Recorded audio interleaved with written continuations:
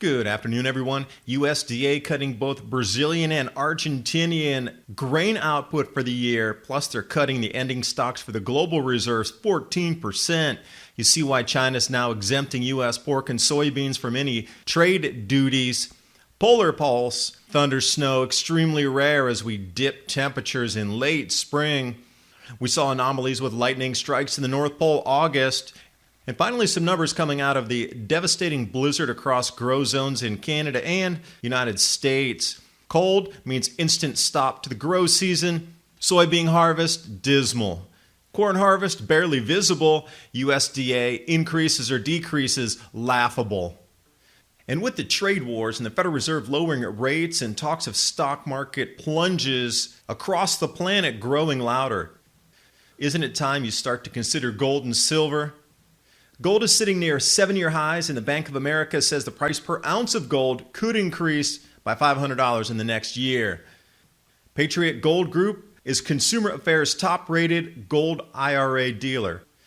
At Patriot, you work directly with an owner and avoid paying absurd broker fees. Call today or request a free investment kit below. Mention ADAPT 2030 and get a free 1-ounce silver coin just for answering a 3-minute survey. You must be over 40 years of age. The link's in the description box below, or call 1-800-778-4156 and get your free investment guide today. Patriot Gold Group, find all the answers you need to start a silver IRA. The top-rated silver IRA dealer in 2017 and 18.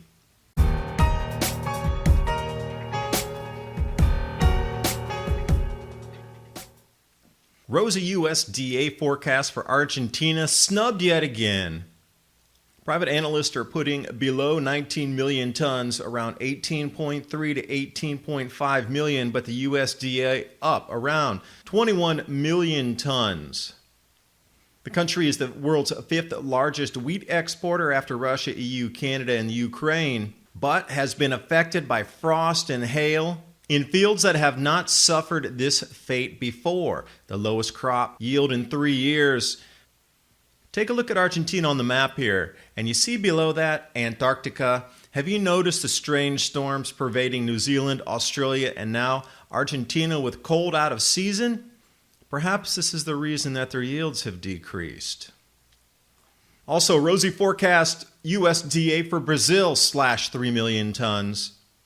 Even CONAB, which is Brazil's own food statistics agency, cut the legs off of the USDA's forecast, saying, whoa, where did you get these numbers from? Because Agrill is even talking about only 3.1% of the crop in the ground, about half of the typical amount that's planted this time. So there's a lot of dispute on these USDA figures. And in my opinion, now the USDA is nothing more than a market stabilizer. They're not giving any truth to numbers on the ground, or else we would have seen massive declines in the expected output in the United States and Canada, which we're still not seeing from the USDA. But jumping over onto Ukraine, because it was mentioned in the previous article about wheat, taking a look here at the planting at the moment, low moisture availability for the soil, not great news for farmers planting winter crops. White out here for you. You can see the orange is drier and the green is in the average or normals.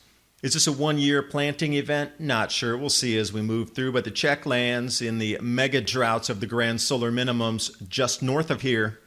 Historical cycles possibly repeating. And back over to AgriSense, still into Argentina. Here's the wild card. Argentina is going to use 6 million tons of wheat this year internally. So regardless if the USDA numbers are talking 21 million, if they really come under 18 million, that's just less exports for the world. So where are other countries going to get the declines from? You can't print food. It's got to be grown or it's not grown. Countries still are going to use what they use. So whatever's left is what's going to be for sale, and every country seems to be less and less and less this year for sale, meaning prices up, inflation up. Another drop-the-ball forecast from the USDA. Global ending stocks, they have to slash to 4-year lows.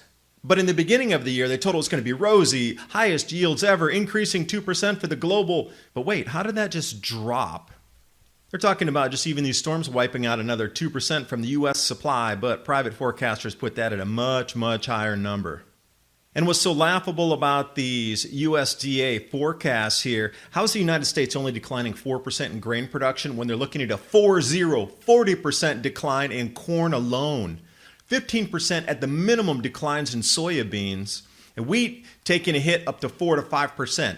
Yet this whole entire grain output of the United States only going to fall 4%? I don't know where they're getting their numbers from. They forgot a zero on that. Also looking at China, state-run media has put 30% decline in corn production due to the armyworm in the spring and now the outbreak in the fall armyworm. State media is stating 30%, and here we are, USDA, not even 2% loss. Where's the disconnect here between state-run media and China saying they lost way more than the USDA saying? And I'm not sure how this works because they're showing Brazil at just, what, 0.1% increase? But Brazilian crop forecasting CONAB putting significantly larger losses than that. So there's a huge disconnect between what is being reported through the USDA and what on-the-ground reports are from individual nations. This is laughable, and it's nothing more than a market stabilization mechanism. And we look over here at China, which has been forthcoming about their massive, gargantuan crop losses: corn, wheat, fruit, vegetables, pork as well. China exempting U.S. pork and soybeans from additional trade war duties and also other farm goods. So it comes down to, where is our food coming from? China understands it needs more food for the people. I just looked at an article that CPI was 6-year highs with runaway, nonstop projected inflation on food. And up to now in October, China's food inflation for the year is 50%, 50%. So you can see how this trade war is nothing more than smoke and mirrors, and they're depending on U.S. imports for their food. And speaking of lost crop production, Australia now a net wheat importer. And here we go, unusual weather down there. It's strange and unusual, but the headlines are even more bizarre. Polar pulse in southeast could lead to thunder snow. This is what most of the forecasts are calling for, something called thunder snow, incredibly rare down there. So you have to actually dig further into the article. And once you see the risk of thunder snow, notice how they're afraid to talk about cold. They're tiptoeing around it. A pulse of polar will sweep across Victoria and Tasmania. You mean a pulse of possibly record-breaking cold temperatures in an Antarctic front that should not be there because it is so far into spring that this is unheard of? You mean that pulse of polar? And as they continue through the article here, a cold front will drop temperatures. No, a possible Antarctic all-time record cold front will drop temperatures. But then the next one, it could be record highs. Of course, it's got to be heat. Notice how they do this all through the article. Tiptoe around it. Cold polar air, thunder and hail on the Alps. That's called thunder snow. And look at how the temperatures are going to drop as this front sweeps over Australia the next few days here. Now keep in mind, next week they're going to have another one of these fronts spilling up from the Antarctic. And then finally, way down near the bottom of the article, they get into it. The contrast is so strong, the difference between maximum temperatures in parts of Queensland and Victoria could be as much as 40 degrees. And then even further down, I actually clipped that and put it next to it so you could see the temperatures. On Thursday in western Queensland, temps likely to top out at 39°C. And then they go and they start to say in the Victorian Alps, it'll be freezing or -1°C, 30 degrees Fahrenheit. So that makes a 40-degree difference. If you didn't read all the article, you'd be very confused the way it's worded and paragraphs split, and hoping that you will skim read and get bored as you read through those record heat paragraphs talking about northern Queensland and different parts of Australia before they actually talk about the cold front that was the article's headline. Narrative building at its best.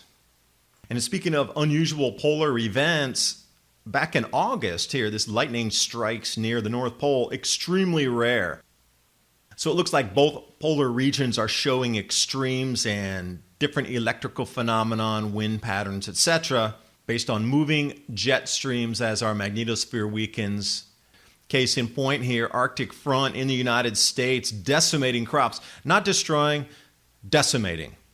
Freezing temperatures that have stopped the growing for this year on a dime. Circular pattern is one thing, but when we take a look at the actual ground temperatures, 40 degrees Fahrenheit below normal into the freeze, agricultural production growing has ceased. Once it hit that freeze point through a majority of the grow zone, wherever plants were, they ceased growing. It didn't kill them to zero, but they ceased growing. They will no longer fill the kernels with the starch from the stem. That process is ended. So whatever's in the fields right now is all they're going to get out. And it was 2 months late planting. So some of these corn ears are in the dawn stage. They're not even ready to harvest.